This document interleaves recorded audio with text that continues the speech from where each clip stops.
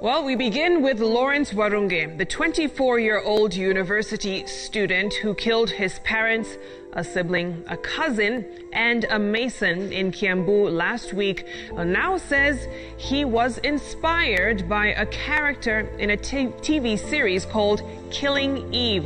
Now, the self-confessed murder suspect, Lawrence Warunge, has further told detectives that he had been reading two novels titled Perfect Murders and Murder in the Eve on how to execute the murders. Nimrod Tabu tells us more. Yesterday around 8:49, I was attacked by my students, and some of whom I knew them. So what happened? I was knocked on the head. I fell down in the ditch. Then when I woke up, I tried to piga makelele, watu wanisaidie, na kuna askari alitokezea akanisaidia, na wanafunzi wakakimbia wakaingia kwa town. From there nilipelekwa dispensary ya Ondanyiro na nikafanyiwa matibabu kidogo. John's Sikinwa Secondary School has recorded a statement at Gitwamba police post following a Saturday night incident where he was allegedly attacked by 3 Form 4 students, leaving him injured.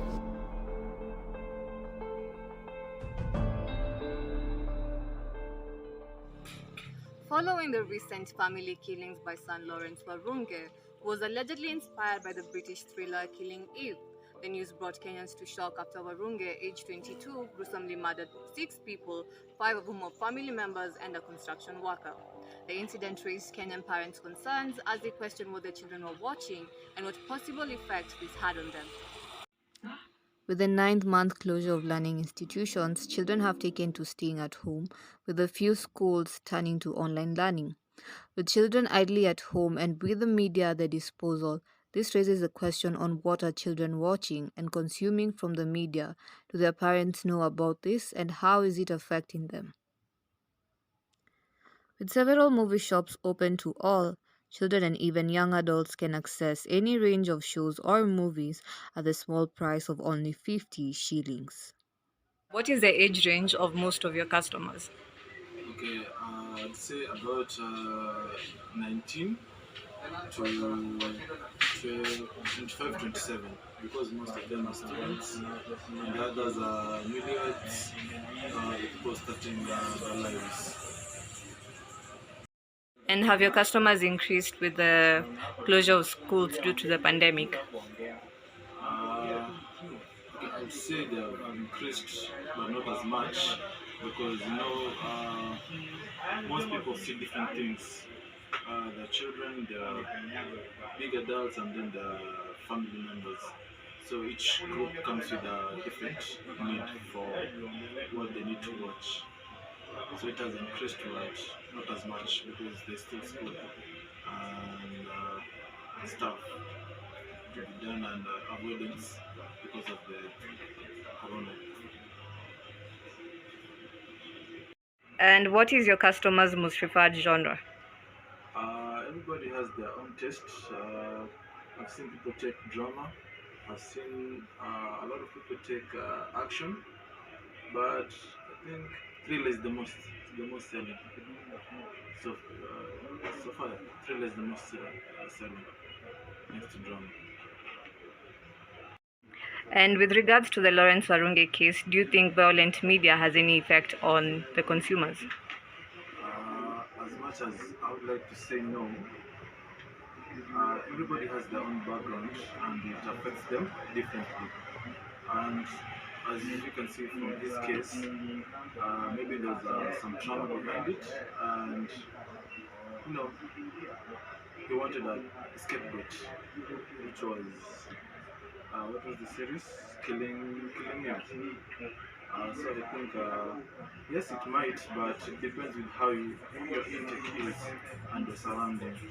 That's all we can say about that. Shows and media easily accessible to children and young adults. Are parents aware of whatever the children are consuming? How has managing your children been now that they're at home all the time? Well, it has been a very difficult period, especially to manage them. But what we do is I have put a schedule for my children and I make sure that that schedule is followed on a daily basis, at least from Monday to Friday. Over the weekend, I give them a break. Your children coming home at 5 to watch TV. So how do you track what they watch and how long they watch it for? Well, as I've said before, my kids only watch probably 3 or 4 channels that only have cartoon. But how I keep track of what they watch is I have put parental control on the TV on stations that they cannot watch. These stations will include songs that are being sung right now, especially on the TV, songs that do not have any additional value to these kids, songs that have abusive language. Those are at least stations that have put parental control on that my children cannot watch.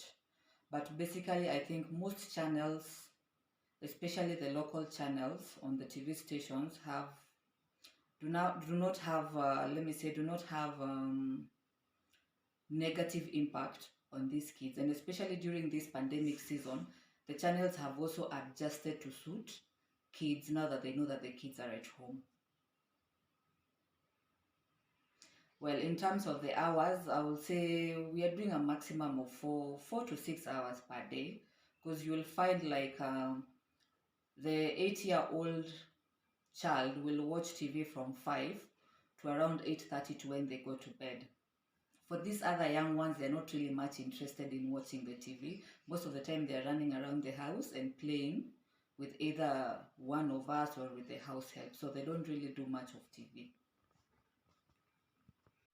It being so impossible to be with your children all the time, how do you ensure that they're surrounded by positive influence?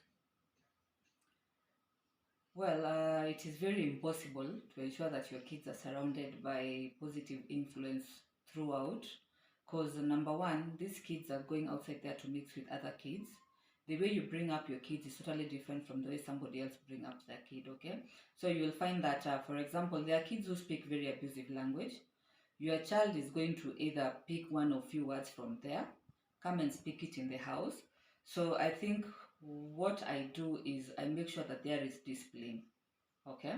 Make sure that you start to teach these kids as early as possible that these are not words that you speak, this is not how you behave. So once you instill self-discipline in a child, it is very possible that they are going to remain positive and they're going to remain focused. According to the cultivation theory, long-term exposure to the media shapes how the consumers of said media perceive the world and conduct themselves. If children are growing up in a digital world with the media at their disposal, how exactly will this possibly affect them? How does media consumption actually affect how we perceive reality? Media consumption actually affects the way we perceive things, because perception is about how we regard things, how we view things, and what we watch in the media or what we read in the media, it can actually influence the way we think, the way we feel, and even the way we behave. And all that actually influences the way we perceive things. And should we as a society be worried about how the younger generation is growing up with both technology and the media at their easy disposal? Yes, I think we should be very, very much worried, because in psychology we believe that the environment in which we grow in actually influences our behavior, our perception, and our beliefs and everything. And you realize that the younger generation, they are spending more time, watching the media, reading things in the media and all that stuff, instead of socializing with other people. So socialization part, is actually being limited because they are kind of socializing more with the media. So I think we should actually be very much worried, because we have some dimensions of life that need to be paid attention to if somebody is to lead a balanced lifestyle. And one is psychological dimension, emotional, social, spiritual, and and intellectual. So if we neglect that part of socialization, we are actually going to have people who are leading an imbalanced lifestyle, which is not very, very healthy. And we should also be very much worried, because our young people are spending more time watching media or just consuming media stuff. And that is where they are running a lot of things, some things that are positive and some things that are negative. And we have seen a lot of negativity, in our community or in our society that can be pegged on the kind of media that these young people are watching. So I think we should be very much worried because it's like there is no much control. I like what Ezekiel Mutua, was doing. He was like the gatekeeper. And was very much concerned about what is being consumed, especially by the young people. And such gatekeepers, if we don't have them, then everything just comes in. And apart from what he was doing, we also need to be very much concerned as a society. And the society is made up of the teachers, the parents, and other stakeholders who work with young people. So all these people actually need to team up and try and see how we can mitigate this, the consumption of negative media among our young people, because we should actually be very much worried. We have seen some violence, and some other lifestyles that are not very good, immorality and all that stuff. And if you follow it very closely, these people are consuming it, or they are getting it from the social media. So we should be very much worried, yes. You've talked about gatekeepers in the media, and parents also act as gatekeepers in a way.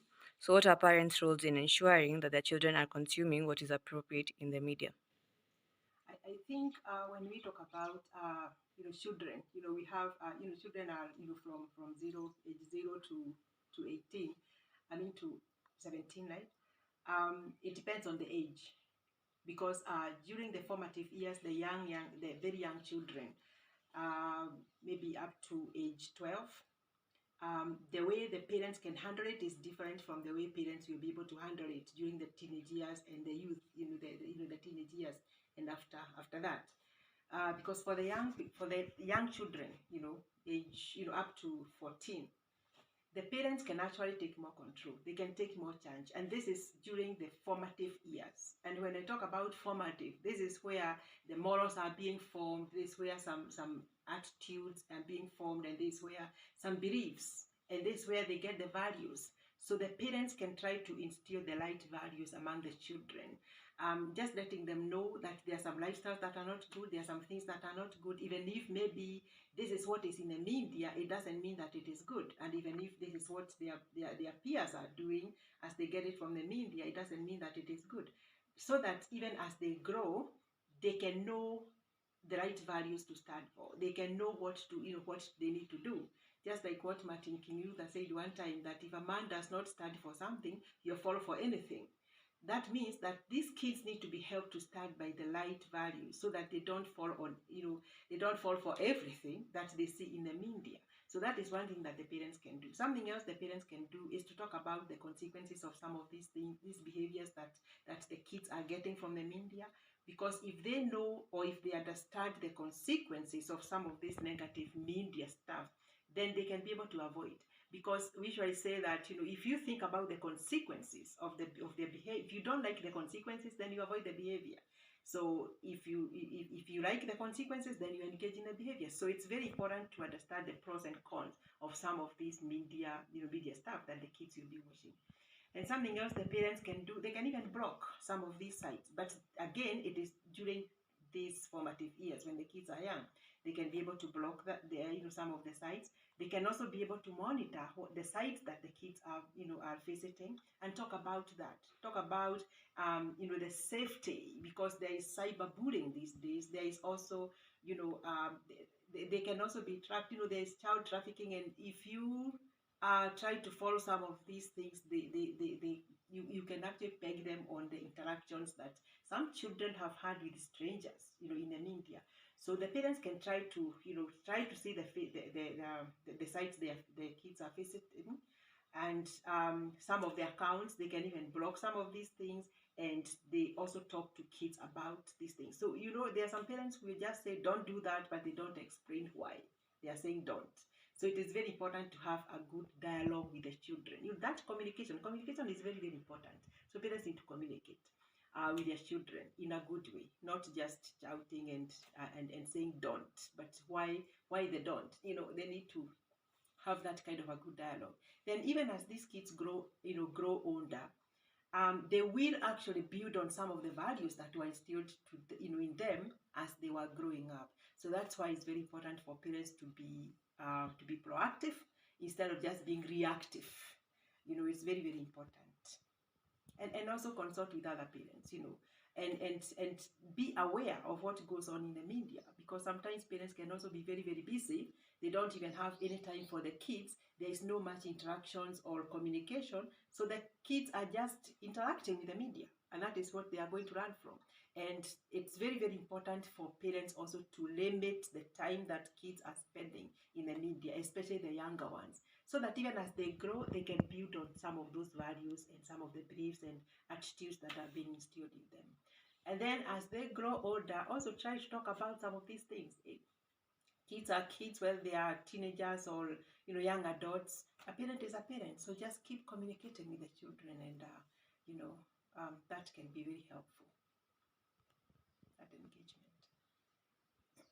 In regards to the Lawrence Warunge case and so many other cases of violence amongst young people over the past year, does the media play a part in contributing or even influencing these violent traits? To some extent, yes.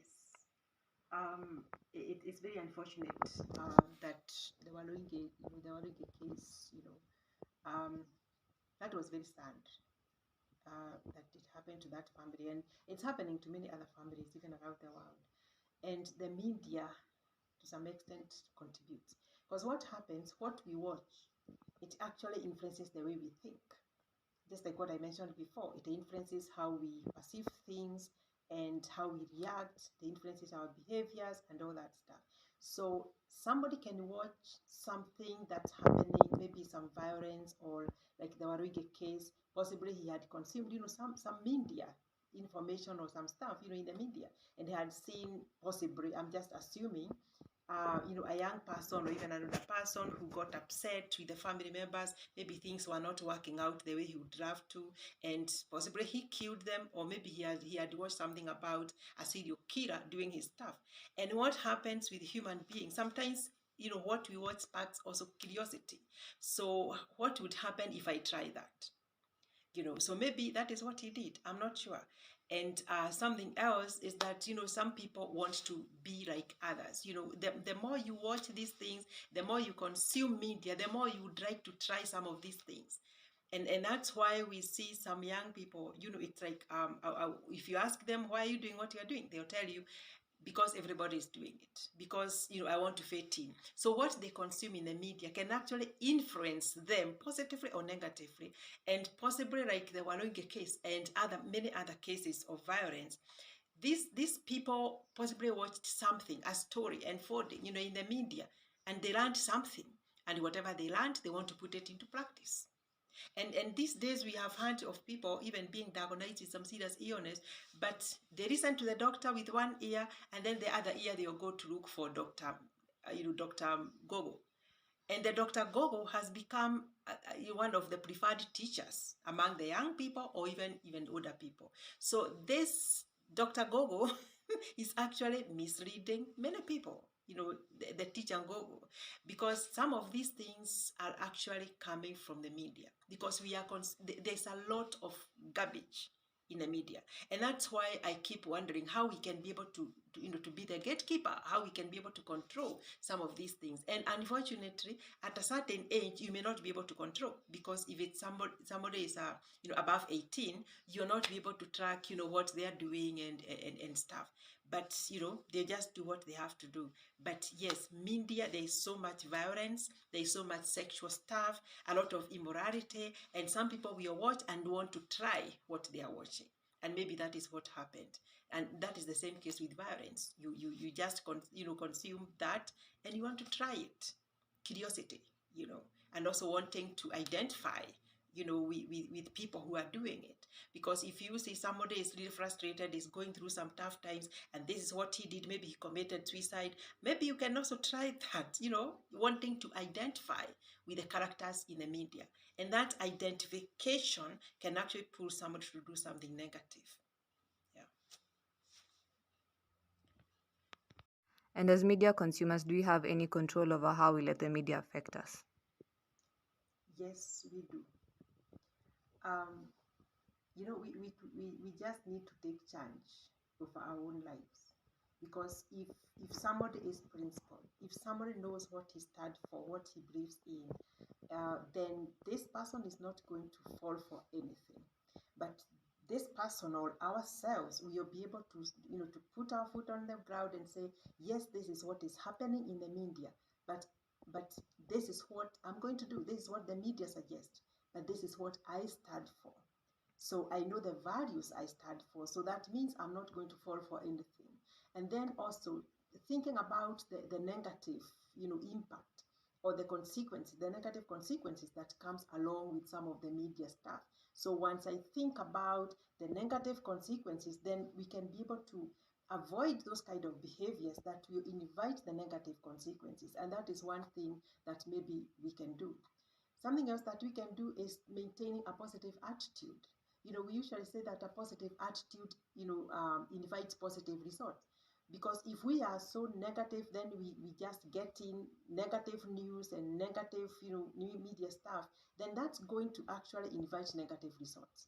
But if we can maintain that positive, you know, positive perception and attitude, and then we engage in something positive, we look for something that's going to help build ourselves and not tear our morals down, then that can actually help us to still consume media and maintain integrity.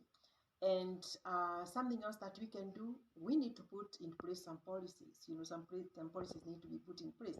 There are many things that Ezekiel Mutua was talking about, but was it, you know, whatever he was talking about, was it in policy? Is it policy? Is it in lighting? So that we can actually say this should not actually happen according to law or according to policy. You know, so we need to put some policies in place. And then something else, we need to create awareness. You know, we have so many people, parents and even teachers, they don't know about some of these things that are happening in the social media. And they're just caught unawares. Like the Waruge case, they're just caught unawares, you know, about some things that the kids are consuming. We have heard of some young people even committing suicide. And we got to know that there are some sites they were visiting, and that is what actually contributed to them committing suicide or even homicide. So there are many things that are happening that parents and teachers and adults don't know. But if that awareness can be created, maybe just in form of seminars, in form of just doing some psychoeducation among the parents about the dangers of social media and the use of social media, so that they can know it is not all that bad, but there's some bad stuff, there's some good stuff, that awareness creation can be created. And once the parents are aware, then they can be able to pass that knowledge. Just like what the Bible says that my people die, you know, perish because of lack of knowledge. Some parents maybe don't know. Some teachers maybe don't know. But if that creation, you know, awareness creation can be done, possibly they can be part of the fight, you know, fighting against negative media influence. And something else that should be done, you know, there's that message that usually comes, you know, before the news are shown, or even before, you know, some sites, you know, you can watch some sites. There's that sign that, you know, this is not good for people who are underage. Just some kind of sign, like the R-rated movies and all that stuff. That sign, it can be very good, so that people can be able to see, okay, I don't have to access this site because this is what is going to, you know, this is what it means, and this is what is how it's going to affect me. So that can actually be, you know, be taken care of. Then we also need to let people know about the cyberbullying and you know, all these things that are happening, because some kids actually are being molested online. They are being bullied online. Not only kids, even adults. But do they know that they have, you know, do they know what to do when they are being bullied? You know, do parents know what to do if there are some issues of cyberbullying? You know, that awareness creation should be taken care of, you know, so that we can know what to do and what not to do. Yeah.